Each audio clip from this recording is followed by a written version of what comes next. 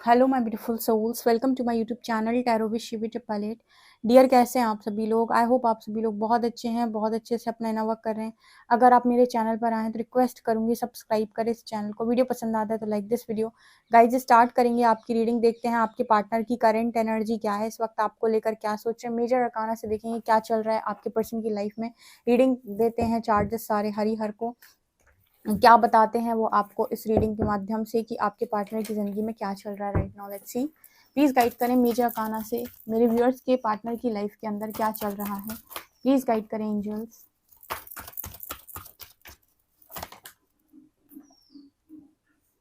फूल,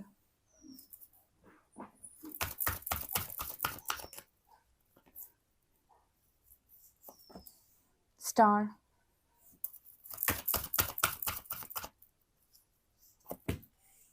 hanged man, emperor,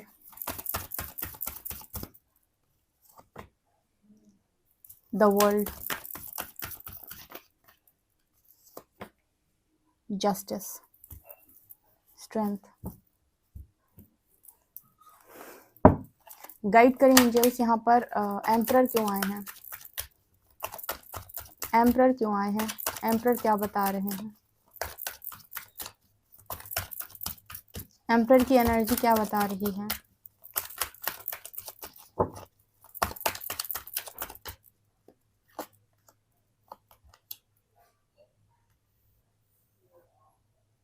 okay.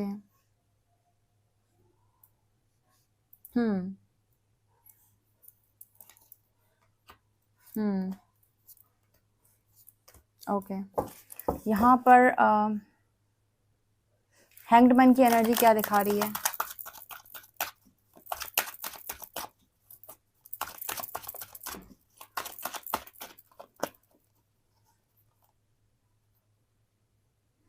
हम तुम्हारे हैं, तुम्हारे सनम, हम तुम्हारे हैं, जाने मन मोहब्बत की है कसम की कसम, न जुदा होंगे हम। गाना बहुत अच्छा है, निकल के आया है, इसीलिए बताया मैंने। जब मैंने कार्ड शफल किया ना, हैंग्ड मैन को क्लैरिफाई किया, तब ऐसा निकल के आया यहाँ पे। यहाँ पर है king of cups, queen of pentacles and four of wands. यहाँ पर है जस्टिस, हैंग्ड मैन के साथ क्लैरिफाई किया।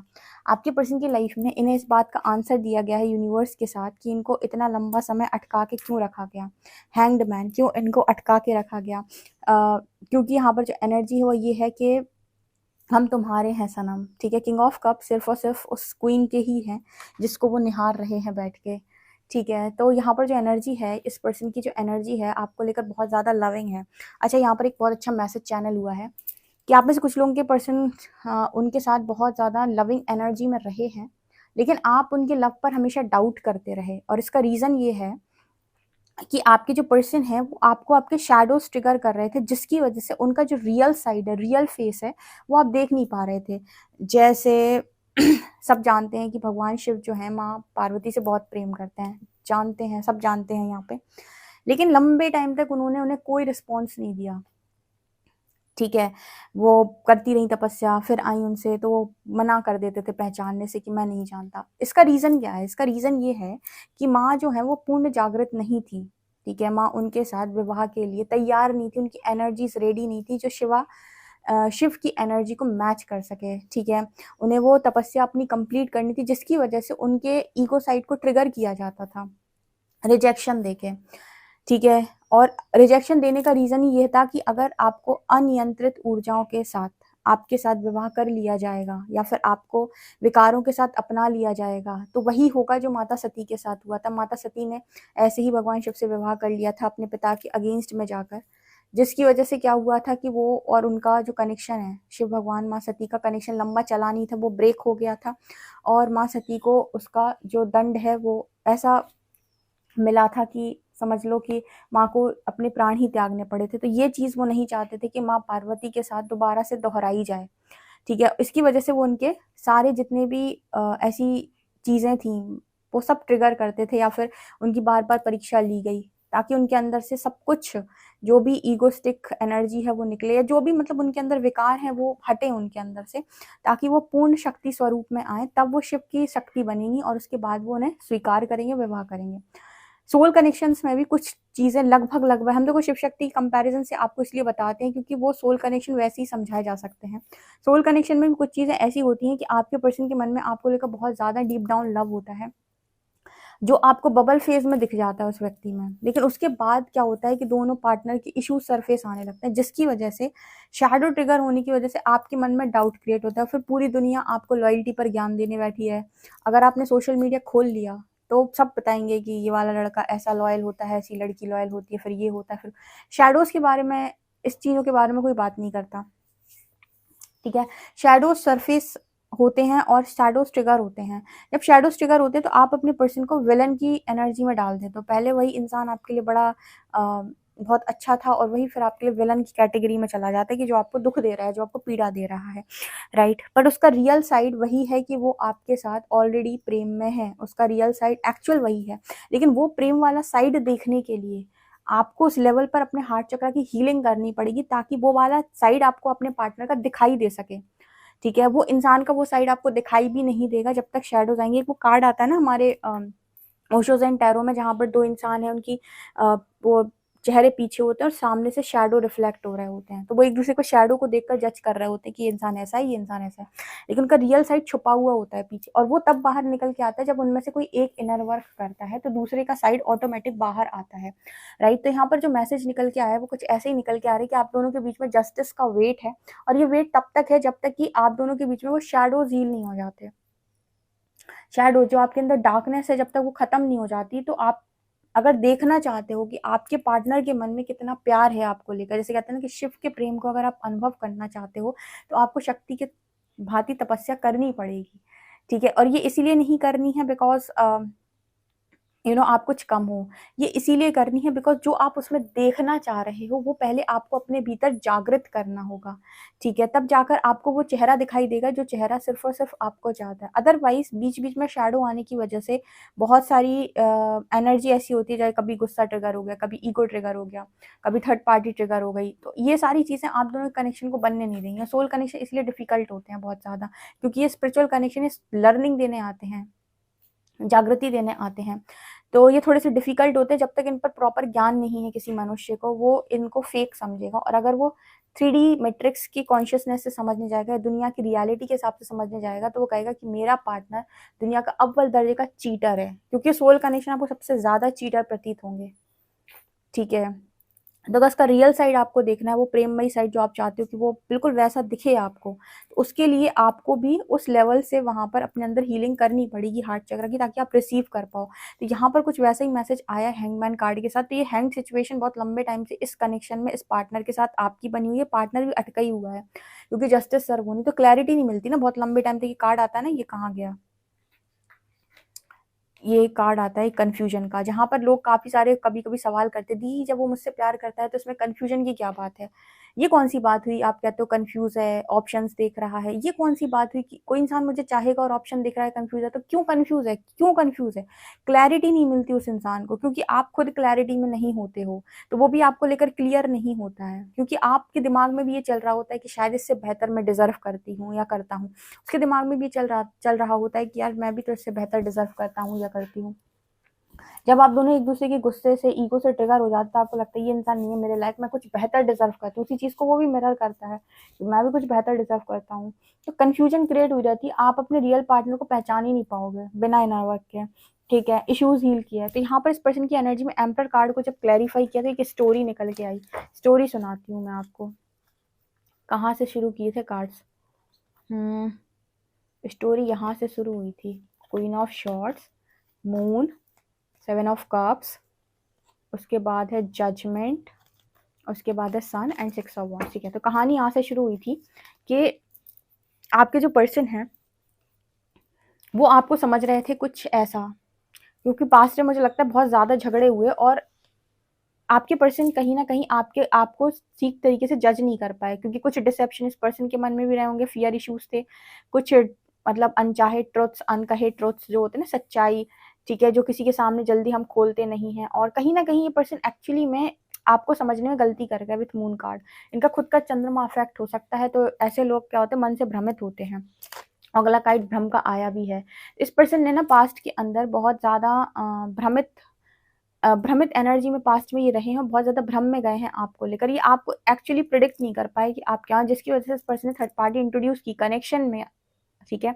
कनेक्शन के अंदर जो ये बात करती है कि आप दोनों के अंदर आप दोनों एक दूसरे को लेकर क्या फील करते हो, जब थर्ड पार्टी बीच में आएगी तब वो चीज़ें निकल के बाहर आएंगी। ठीक है, कहते हैं ना कि जब दो लोग एक दूसरे के साथ हैं, एक दूसरे का साथ उनके पास है, तो झगड़ रहे हैं, एक दूसरे के बाल नोच रहे हैं, एक दूसरे को बातें सुना रहे हैं। जब दोनों को अलग कर दिया तो अब कमी रियलाइज हो रही है, या फिर एक तरीके से कहें तो अब वर्थ रियलाइज हो रही है। तो यूनिवर्स ने थर्ड पार्टी आने दी, ठीक है, क्योंकि खुद दोनों के मन में भी इस तरीके की आई थिंक एनर्जी थी। आप इस पर्सन के एक्शन को लेकर, इन पर ट्रस्ट इश्यूज थे, आपको जजमेंट दे रहे थे आप, और ये पर्सन भी, इनको भी यही सेम चीज़ थी कि शायद हो सकता है आपसे बेहतर लोग भी इस दुनिया के अंदर है। सो ये बेहतर बेहतर वाला जो गेम है ना, वो यहीं से आता है कि आप दोनों सोल कनेक्शन में हो, लेकिन आप दोनों शैडोज को रियलिटी मानते हो। जो शैडोज ट्रिगर होते हैं ना, उन पर आप जजमेंट दे देते हो, जिसकी वजह से आपको फिर वो पर्सन, पहले उसमें रुचि होती है, फिर आपको रुचि कम हो जाती है, फिर आपको लगता है कि इस इंसान की वजह से मैं बहुत ज़्यादा दुखी हूँ।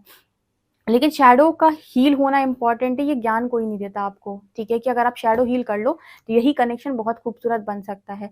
तो ये चीज़ इस पर्सन के साथ आपके कनेक्शन में बहुत लंबे टाइम से चल रही थी, बट यहाँ पर अब इस पर्सन को क्लैरिटी मिलना स्टार्ट हुई है। 8 ऑफ वांड्स, जजमेंट, क्योंकि इस पर्सन की परीक्षा बिल्कुल आप ही की परीक्षा की तरह यूनिवर्स ने ली है। मतलब इस पर्सन की परीक्षा हुई है लिटरली, और आप जैसी ही परीक्षा आप क्रॉस करते हो, आपको क्लैरिटी देता है यूनिवर्स। क्लैरिटी देता है तो पॉजिटिविटी बढ़ती है, पॉजिटिव बढ़ती है तो सक्सेस की तरफ आप आगे बढ़ते हैं।